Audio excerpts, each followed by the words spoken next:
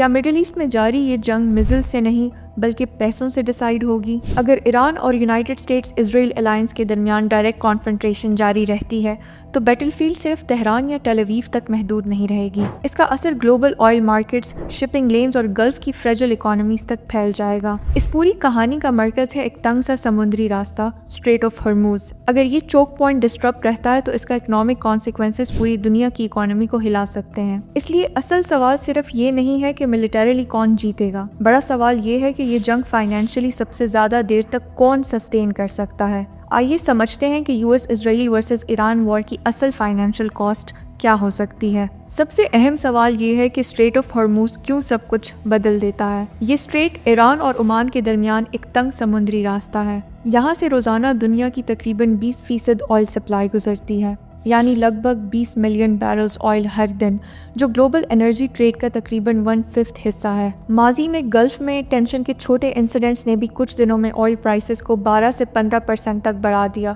جو دکھاتا ہے کہ مارکیٹس کتنی سینسٹیو ہیں. انرجی اینالسٹ وارن کرتے ہیں کہ اگر ڈسرپشنز جاری رہیں تو آئل پرائسز $110-130 حتیٰ کہ $150 پر بیرل تک پہنچ سکتے ہیں. اور جب آئل مہنگا ہوتا ہے تو اس کا امپیکٹ ہر سیکٹر پر پڑتا ہے. ٹرانسپورٹ مہنگا ہو جاتا ہے، مینوفیکچرنگ کاسٹ بڑھ جاتی ہے، فوڈ سپلائی چینز پریشر میں آ جاتی ہیں، الیکٹرسٹی پرائسز بڑھ جاتی ہیں. اکانومسٹ کا ایسٹیمیٹ ہے کہ اگر آئل $100 پر بیرل سے اوپر چلا جائے تو گلوبل انفلیشن 0.6 سے 0.7% تک بڑھ سکتی ہے اور اکنامک گروتھ سلو ہو سکتی ہے. اس لیے ہرموز صرف ایک ملٹری چوک پوائنٹ نہیں بلکہ ایک فائنینشیل ویپن بھی ہے. اب سمجھتے ہیں اسرائیل کے لیے اس جنگ کی اکنامک کاسٹ. اسرائیل کے لیے ایران کے ساتھ پرولونگ کانفلکٹ فائنینشلی کافی مہنگا ثابت ہو سکتا ہے. ایسٹیمیٹس کے مطابق میجر ایسکیلیشن کے دوران اسرائیل تقریباً $200 million per day military operations پر خرچ کرتا ہے. میزل ڈیفنس سسٹم سب سے مہنگی چیزوں میں سے ہیں.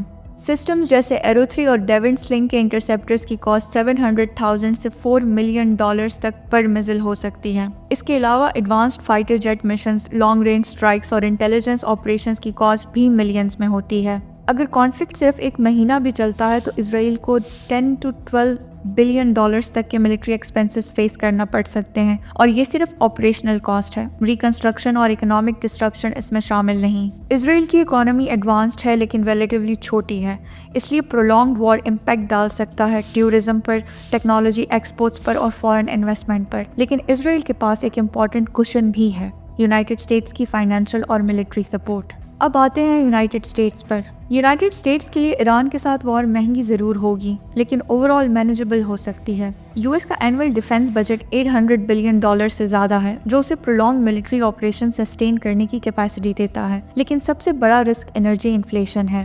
اکانومسٹ کے مطابق آئل پرائس میں ہر $10 کا اضافہ کنزیومر انفلیشن کو تقریباً 0.5% تک بڑھا سکتا ہے. اس کا اثر پڑتا ہے ٹرانسپورٹ سیکٹر پر، لاجسٹکس پر، کنزیومر اسپینڈنگ پر اور اوور آل اکنامک گروتھ پر.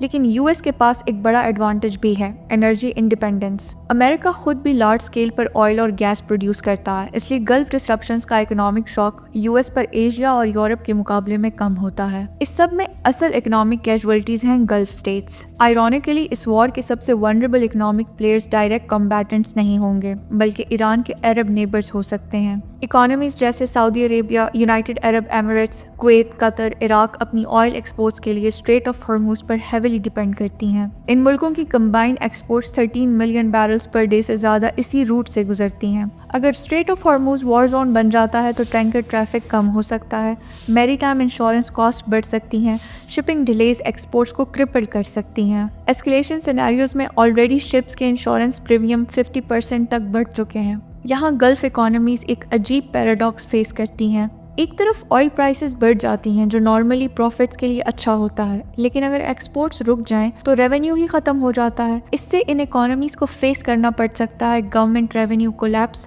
بجٹ ڈیفیسٹس اور کرنسی پریشر.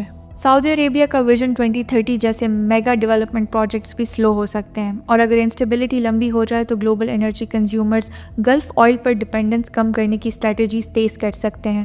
جو لانگ ٹرم میں گلف کے لیے سب سے بڑا اسٹریٹجک لاس ہو سکتا ہے۔ مگر ایران کی فائنینشیل پوزیشن اس ایکویشن میں سب سے مشکل ہے۔ کئی سالوں سے ویسٹرن سینکشنز کی وجہ سے ایران کی آئل ایکسپورٹس اور فائنینشیل ایکسیس لمیٹڈ ہو چکی ہیں۔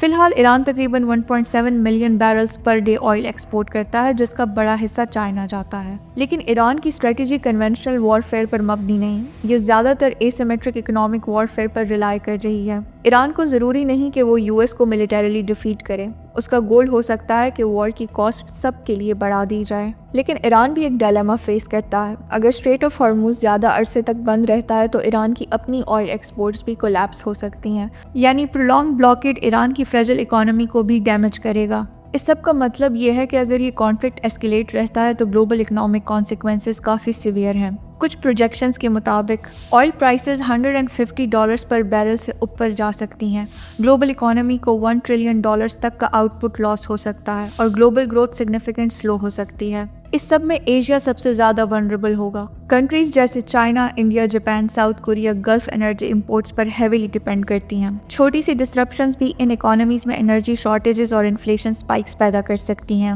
اس اکنامک سٹارم میں پاکستان کہاں کھڑا ہے؟ پاکستان اپنی انرجی کا زیادہ حصہ امپورٹ کرتا ہے، اس لیے آئل پرائسز کا اضافہ فوراً امپیکٹ کرتا ہے فیول پرائسز پر، الیکٹریسٹی ٹیرفز پر، انفلیشن پر اور ٹریڈ ڈیفیسٹ پر۔ آئل مہنگا ہونے سے پاکستان کا امپورٹ بل ڈرامیٹکلی بڑھ سکتا ہے، جس سے روپی پر پریشر اور اکنامک سٹریس بڑھ سکتا ہے۔ ساتھ ہی پاکستان کو ایک ڈیلیکیٹ جیو پولیٹیکل بیلنس بھی مینٹین کرنا ہوگا ایران، گلف، عرب اسٹیٹس، چائنا اور یونائٹڈ اسٹیٹس کے درمیان۔ اس لیے اگر یو ایس اسرائیل ورسز ایران وار جاری رہتی ہے تو financial battle field military battle field سے کافی مشکل نظر آتا ہے۔